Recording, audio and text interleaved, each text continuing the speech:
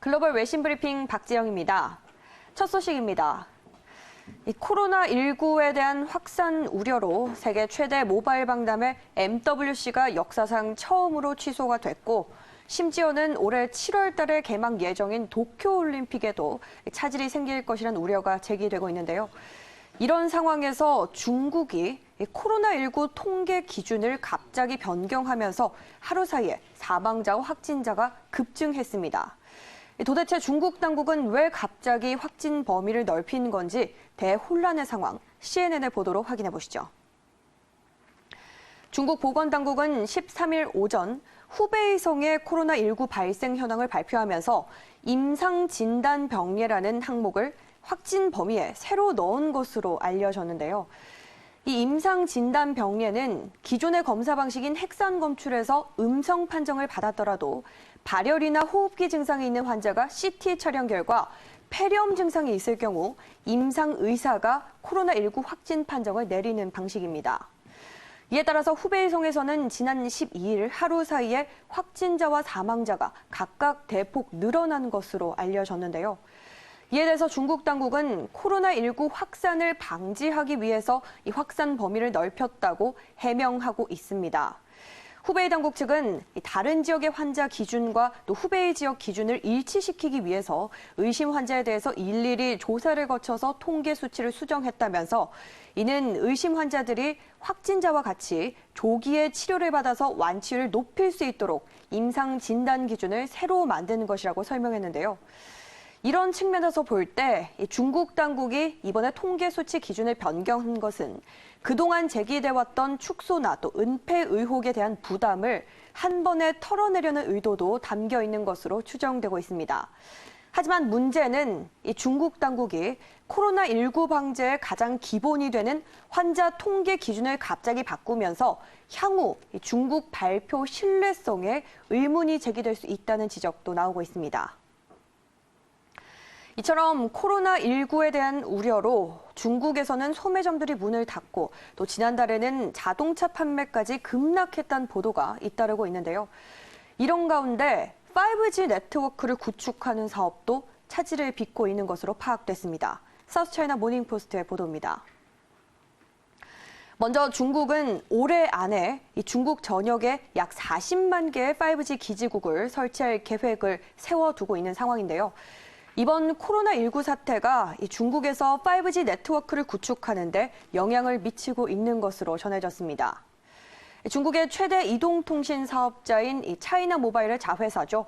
베이징 모바일은 코로나19 사태로 5G 네트워크 구축을 위한 기지국 설치 작업을 연기한 것으로 알려졌는데요. 베이징 모바일 측은 대다수의 건물주들이 건물 안으로 들어가는 것을 허락하지 않고 있다면서 인력과 또 장비 배치를 조정하고 있고 코로나19에 따른 기지국 설치 일정을 적절히 조정할 것이라고 덧붙였습니다.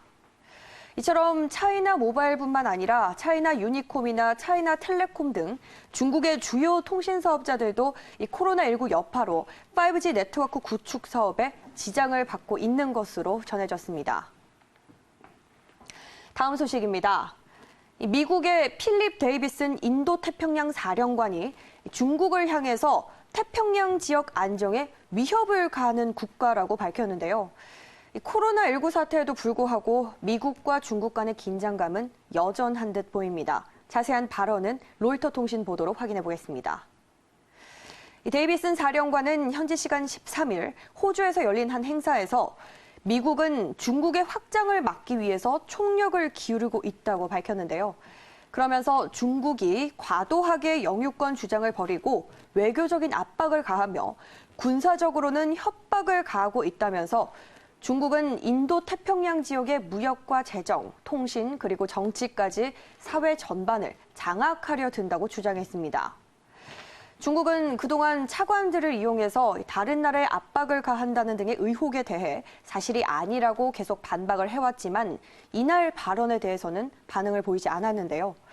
이와 관련해서 로이터 통신은 중국이 태평양 지역의 풍부한 자원들을 활용하기 위해서 원조를 통해 영향력을 확대하는 동시에 대만과는 외교를 단절하도록 유도하고 있고 특히 남중국해에서의 세력을 확장하려는 시도도 미국과 긴장 관계를 형성했다고 분석했습니다.